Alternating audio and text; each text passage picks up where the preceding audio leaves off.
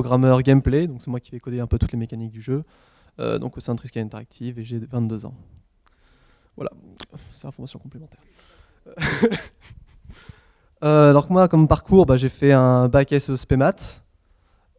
Ensuite, pendant mes études supérieures, je voulais faire du jeu vidéo, donc je suis parti dans la Haute École Albert Jacquard à Namur en Belgique. C'est une école d'infographie, où je savais qu'il y avait donc une section jeux vidéo où je voulais aller. Donc en fait, à la base, je suis allé là-bas en voulant donc faire infographiste 3D, donc au sein de cette école. Et puis donc sur place, je me suis rendu compte que finalement, au-delà de l'art, c'était plutôt la technique, la logique que j'appréciais. Donc là-bas, j'ai décidé de plutôt partir dans la branche donc de programmation. Je préférais beaucoup plus donc cet esprit logique. Donc alors, mon expérience était avant tout très professionnalisante. C'était une école finalement très technique. Les cours d'année se composaient très peu de cours. En fait, c'est beaucoup de pratiques, créer énormément de projets. Toutes les semaines, c'était produire des jeux. C'était assez intense. Et donc aussi beaucoup de projets personnels sur mon temps libre. J'ai donc eu pendant mes cours l'occasion de créer des projets plus importants que d'autres, notamment mon travail de fin d'année. Donc c'est un jeu que j'ai dû faire entièrement seul en 4 mois, où c'était donc sur la plateforme PSP. Donc bon, visuellement, il claque peut-être pas des masses, mais bon, faut pas oublier que c'est une console avec des contraintes techniques très importantes, très peu de documentation, c'était assez compliqué pour ça. Donc j'ai dû m'occuper de la modélisation, de la programmation, de la musique, l'animation, enfin tout un tas de choses. J'ai donc eu aussi un deuxième projet, plus important que les autres, qui lui était sur 8 mois en équipe, avec 6 personnes. Donc c'était mon travail de fin d'études. Il y avait donc 4 artistes et 2 programmeurs.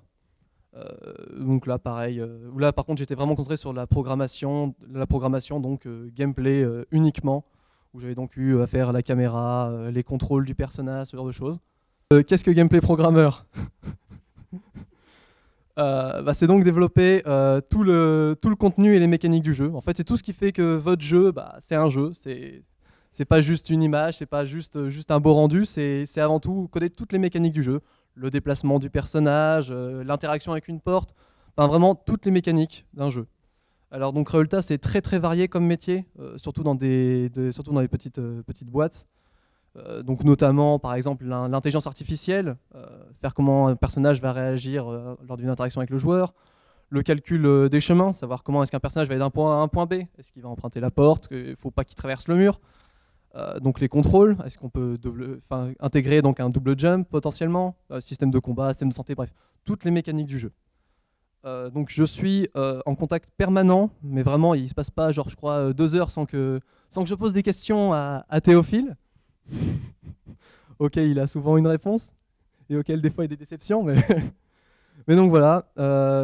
Et donc programmeur gameplay dans des petites entreprises, c'est très varié, mais ça a souvent tendance avec l'expérience et donc aussi avec la taille de l'entreprise, on va vite avoir besoin de se spécialiser dans des branches. Donc notamment l'intelligence artificielle, finalement c'est vraiment un métier complet de faire des véritables intelligences artificielles avec des comportements très, très intelligents. Donc voilà, ça reste ensuite une spécialisation souvent avec plus d'expérience et surtout dans les grandes sociétés.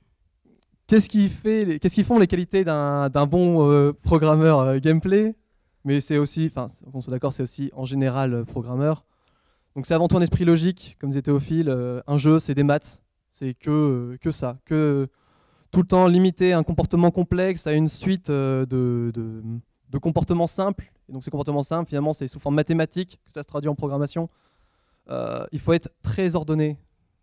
On travaille avec des codes qui font des milliers et des milliers et des milliers de lignes.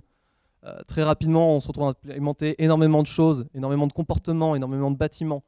Si on n'a pas un minimum d'ordre, hélas, on va vite se retrouver à être complètement débordé et on va avoir des bugs de partout. Donc il faut aimer être en contact avec le reste de l'équipe. Ça oui, comme j'ai dit, par exemple, je passe mon temps à parler avec Théophile dans la journée, mais aussi les artistes finalement, quand ils veulent une mécanique qui n'est pas vraiment contrôlable par le joueur, mais juste des aspects visuels finalement du jeu, ça m'arrive d'être en contact pendant plusieurs jours avec les artistes. Donc il faut être très polyvalent, il faut savoir développer donc, du scripting, comme on disait tout à l'heure, c'est donc un langage de programmation plus simple pour le game designer. Ça permet aussi de faire des tools pour les artistes. Des tools, c'est des outils qui permettent donc aux artistes de simplifier leurs tâches, des tâches répétitives. Il ne faut pas hésiter donc dans ce cas-là aussi, quand on est programmeur gameplay, à développer donc, des outils leur permettant d'éviter d'avoir à faire de nombreuses fois la même tâche et donc s'adapter aux contraintes. Et donc avant tout, il faut être passionné. Il y a souvent des solutions de facilité à prendre. Et hélas, il faut plutôt voir les solutions pour le jeu et non pour soi. Faire ce qu'il y aura de mieux pour le joueur au final, et même si ça demande plus de temps et plus de réflexion. Donc après ça, ici, ça risque de répéter un peu ce qu'a dit Théophile auparavant. Pour faire du jeu vidéo, ça demande... il y a donc peu de travail déjà en France, comme on dit, enfin en France comme partout dans le monde, mais surtout en France en ce moment. Donc il faut avoir énormément de motivation, réussir à se démarquer des autres et aussi avoir une part de chance. C'est triste, mais hélas, il faut réussir à se démarquer. Si une entreprise de jeux vidéo accepte déjà de lire votre CV, vous avez déjà fait 99% du travail pour atteindre votre cible. Il faut avoir de l'expérience, comme disait Théophile tout à l'heure. Hein. On ne rentre pas dans le jeu vidéo sans avoir fait de jeux vidéo. Il faut exercer tout seul et énormément. Il faut être passionné et le montrer. Il faut montrer à l'entreprise pourquoi elle devrait vous prendre vous, sachant qu'il y a des milliers de personnes qui peuvent avoir votre place aussi. Et donc voilà, encore une fois, ne pas compter vos heures. C'est un métier où il faut travailler énormément. Et souvent, il y a donc les crunch time, on appelle ça, c'est donc les fins de production où il faut finir le jeu dans 2 semaines, mais il y a encore 2 mois de travail. Donc la solution, c'est d'oublier sa vie en fait. Et donc, il faut vraiment aimer ce qu'on fait. Voilà.